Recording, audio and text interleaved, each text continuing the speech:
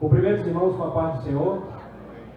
Amados irmãos, a lição de hoje foi um bálsamo, um deleite de crescimento para a nossa consciência de evangelização às outras religiões.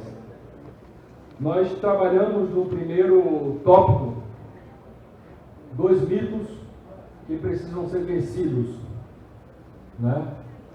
Que todas as religiões levam a Deus, primeiro mito, e o segundo mito, que todas as religiões são falsas. Então eu conduzi a classe a partir do pressuposto que existe um Deus criador dos céus e da terra. E partindo-se desse pressuposto,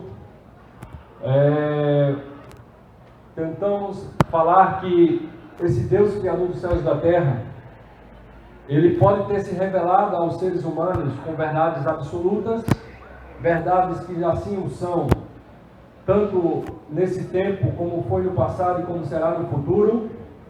Tanto é verdade aqui no nosso país como em um outro país, são verdades absolutas que refletem o caráter e a essência deste Deus, como também ele pode ter se revelado com verdades relativas, verdades que são verdades apenas restrito a uma determinada época ou apenas restrito a um determinado povo.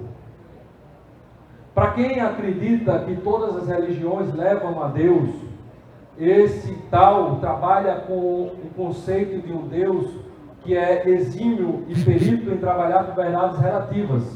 Um Deus que é capaz de se apresentar para os cristãos de uma forma, de um trajeto com algumas verdades, e um Deus que é capaz de se apresentar para os islâmicos, para o islamismo, de uma forma totalmente contradizente com aquela forma que ele se apresentou como cristão.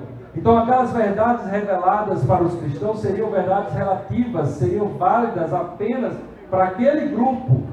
Já as verdades reveladas para o islamismo seriam verdades relativas, restritas àquele grupo. E nós trabalhamos que, do ponto de vista humano, é muito mais fácil entender um Deus que trabalhe no que tange aos assuntos sérios da vida, com verdades absolutas do que relativa. Você é pai, você tem 2 filhos, e você quer instruir os seus filhos acerca da importância da educação. Você não vai chegar para um e dizer: olha filho, o caminho é este, você tem que estudar, você tem que se formar para ser alguém na vida. E para o outro você não vai dizer coisas que vai contradizer isso. Você vai ter uma continuidade, uma constância da sua essência. E assim nós mostramos que o Deus islâmico e o Deus cristão bate com a descrição de um Deus que trabalha com verdades absolutas e não com verdades relativas. E atraímos então a atenção deles a essas 2 possibilidades de verdade, islamismo e cristianismo. Falamos também sobre o outro mito, que todas as religiões são falsas. E nós falamos também na evidência do ser humano de querer ser reconhecido como tal. Você é um pai, você sai de manhã cedo para trabalhar, para trazer o sustento para os seus filhos. Como vai ser triste, irmãos, se os seus filhos crescer e não reconhecer todo o esforço, toda a devoção que você fez ali muito antes deles criarem consciência ainda como bebê, quantas horas de sono, quanta dedicação, quanta privação. Então você como pai, você como criatura de Deus, deseja ser reconhecido e respeitado e estimado. Assim também Deus, criador dos céus e da terra, a Bíblia relata desde o Gênesis ao Apocalipse um interesse de ser reconhecido. Em Malaquias capítulo 1, versículo 11 fala que desde a nascente do sol até o poente, o meu nome será grande em todas as nações, ao meu nome será oferecido ações de graças. oblação e sacrifício em reverência ao meu nome. O Deus bíblico, Ele é um Deus que tem interesse em interagir com os homens. Então, se Ele tem interesse em interagir com os homens, a crença de que todas as religiões estão erradas, são invenção do homem, ela não tem sustentação nessas evidências. Se existe um Deus Criador que tem interesse em interagir com o homem, Ele assim o fez, através de verdades absolutas e não relativas, de forma que pela razão, você pode conceber a ideia de que o cristianismo pode estar certo, ou o islamismo pode estar certo. Se um estiver, o outro está errado. Não há como os dois estarem certos. Não é concebível a ideia de um Deus que tenha se revelado de uma forma para um grupo e de uma outra forma para outro grupo. Então, ficando os pés dos alunos nesse momento, nós começamos a desmistificar então o que diferencia o islamismo ao cristianismo. O texto de João, capítulo 3, versículo 2, Nicodemos chega para Jesus e fala: bem seis que tu és mestre vindo de Deus, porque não poderias fazer esses sinais se Deus não estivesse aprovando o teu ministério. Historicamente, os milagres de Jesus são registrados pelos apóstolos, pelas testemunhas oculares, são registrados pela primeira geração que presenciaram aquele fato. Já Maomé não tem registro histórico algum de evidência de milagre no seu ministério. Há sim relatos de milagres na vida de Maomé que não passa de mitos que foram construídos há séculos e séculos depois da primeira, segunda, terceira, quarta, quinta, sexta, sétima, oitava geração, apareceram mitos construídos em cima do Maomé, atestando milagres fantasiosos, assim também como aconteceu com o cristianismo. Existem mitos em cima do cristianismo de milagres fantasiosos que descredibilizaram esses escritos para entrar nas Sagradas Escrituras, como evangelhos que foram achados e que não registra, tem muita coisa fantasiosa. Mas os registros bíblicos, historicamente, até mesmo achados ali 30 anos, como o Evangelho de Marcos, 30 anos, 40 anos após a morte de Cristo, registros bíblicos atestam historicamente que Deus confirmou o ministério de Cristo através dos milagres. Foi essa a constatação de Nicodemos perante Cristo. Aleluia. Também, irmãos, o fato da ressurreição. A ressurreição de Cristo, ela é fundamentada em evidências indiscutíveis do ponto de vista da história. São 4 fatos. Cristo foi uma personalidade real que viveu e a história se dividiu em antes e depois. Cristo foi crucificado por Pôncio Pilatos e morreu. Cristo foi sepultado e o seu túmulo apareceu vazio ao 3º dia, e o poder dominante da época não pôde contrapor esse fato apresentando o corpo.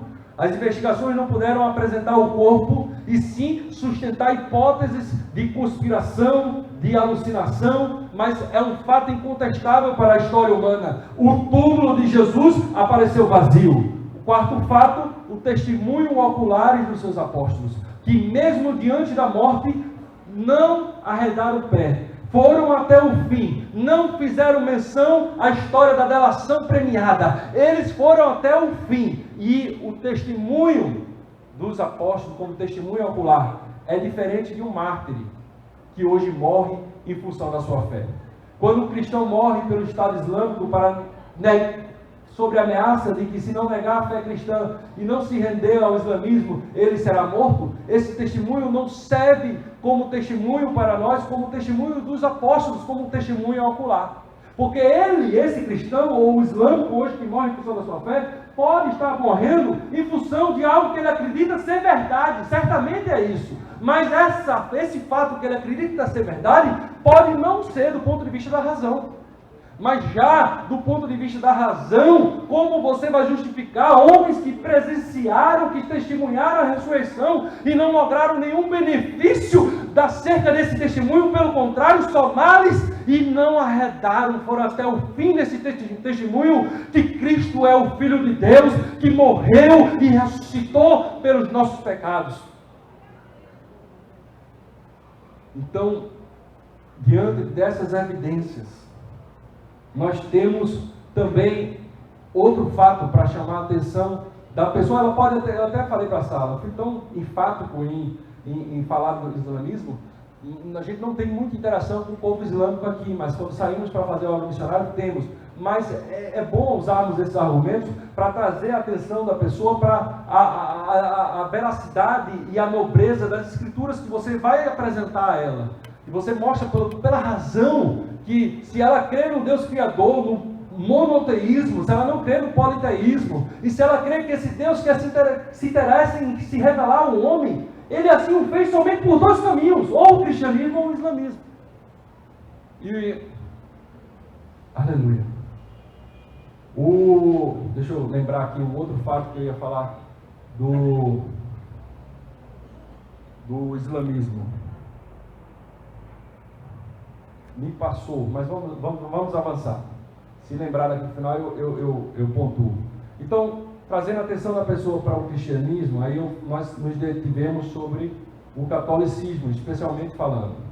E falamos ali acerca de 1 Coríntios, capítulo 10, versículo 20 e 21, que Paulo fala que não quero, irmãos, que vos associeis aos ídolos, porque os que os gentios sacrificam, a fé devotada a Diana dos Efésios, a rainha dos céus, a outros ídolos que existiam naquela época, eles assim faziam para elas, mas que de fato quem estavam por trás dessa devoção eram os demônios que recebiam tudo aquilo.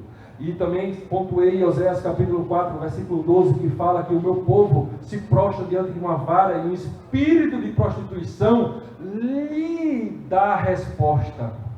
E os fazem afastar-se do Deus vivo. E de fato, irmãos, é isso que nós temos presenciado no catolicismo romano. É uma devoção em ídolos e que por trás desses ídolos existe uma associação a demônios que patrocinam e que respondem e que atestam aquela fé como de Deus, trazendo respostas. Aleluia. Mas essa não é a maior diferença entre nós e o catolicismo. A maior diferença, se de fato, se fosse nos qualificar em percentual, isso eu daria 5%.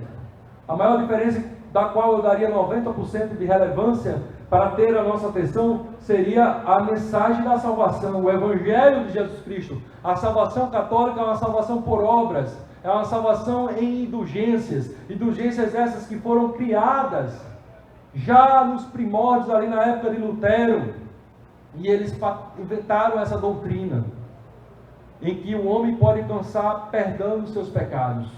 Se a indulgência for alta financeiramente, você alcança perdão plenário, total. E se for a indulgência menor financeiramente, você alcança a indulgência parcial. E essa doutrina faz os homens acreditar, irmãos, que você pode alcançar salvação pelos seus pecados, por alguma coisa que você pode conquistar, por uma coisa que você pode pagar, e não esconde o fiel católico da revelação bíblica do sacrifício expiatório de Cristo. Essa doutrina, ao contrário de que muitos evangélicos pensam, e até mesmo muitos católicos, ela está em pleno vigor em nossos dias. Apenas houve uma reformulagem, uma repaginada. Eles tiraram as coisas latentes de recolhimento de oferta, mas continuaram em cima teologicamente dessa doutrina de que o fiel poder alcançar o perdão dos seus pecados. Eu dei essa mesma aula domingo passado entre os obreiros, e houve um obreiro que falou, é verdade, em 2000 eu compareci no ano jubileu lá no Vaticano, em que nós vamos para lá de cada 50 e 50 anos, e isso tornou-se tão financeiramente atrativo para o Roma, e que eles abreviaram então para 25 anos e 25 anos, esperamos ter o próximo ano jubileu lá em 2025, eles abrem as portas dos Vaticanos para fiéis de todo o mundo peregrinarem entre eles, e eles concedem o perdão plenário de todos os pecados. E quem detém esse poder é o Papa e os bispos, e eles conseguem delegar isso aos bispos em diversos locais do mundo. Se você botar no Google concessão de indulgências no Brasil, você vai ver registros atuais, registros de 2014, de 2011, concessões que o Vaticano deu ao bispo de determinada região, concedendo ali o perdão de pecado para quem participasse das festividades daquele santo. Nós temos ali a Jornada Mundial da Juventude, patrocinada pelo Papa João Paulo II, e que ele também fez uso dessa mentira, atribuindo indulgência plenária a todo jovem que saísse das suas casas e participasse presencialmente da Jornada Mundial da Juventude. E quem não conseguir participar presencialmente, mas de alguma forma se conectar através da internet, consegue indulgência parcial. Eles estão presos a uma doutrina, a uma teologia que obscurece o sacrifício de Cristo na cruz do Calvário. Eles são ensinados acerca de pecados mortais, que se eles fizerem, eles vão para o inferno, que é a pedofilia, o homicídio e outros tantos. Mas em regra geral, todos eles estão esperando ir para o purgatório, o lugar de sofrimento em que eles poderão purgar os seus pecados na chama do inferno, na chama do purgatório, perdão. E nesta chama, conforme for a dívida dele, vai ser o tempo e o sofrimento que eles vão passar. Somente santos como Santa Maria, como Paulo, como alguns expoentes do catolicismo que têm o direito de ir direto para o céu, porque conseguiram expressar nas suas obras, conseguiram expressar através das indulgências que alcançaram o perdão completo dos seus pecados. E eu falei essa manhã, para concluir, que esses ensinamentos, irmãos, têm produzido mais estrago no reino dos céus, tem povoado mais o inferno do que o centro de macumba, que para devotar sua fé às entidades africanas, devotar sua fé a matar um cordeiro, um bode, uma galinha preta e chupar o seu sangue, e de forma tão escancarada servir aos demônios, mas tem provocado muito mais estrago, porque pessoas têm se associado com demônios através dessa fé em imagens. Pessoas têm se prendido a uma esperança de um purgatório que não vai haver. E cabe a nós a responsabilidade de evangelizá-los, de nos sensibilizá-los, de nos sensibilizar, de olhar para os nossos parentes, para os nossos vizinhos, olhar para a nossa Maceió. O evangelho tem que prosperar, o evangelho tem que crescer, para que essas pessoas não possam ir com passos largos para o inferno. Amém? Não nos debruçamos mais sobre outros grupos religiosos e botamos esse foco em cima do catolicismo, que consideramos o nosso maior desafio evangelístico e missionário. Amém? Deus abençoe.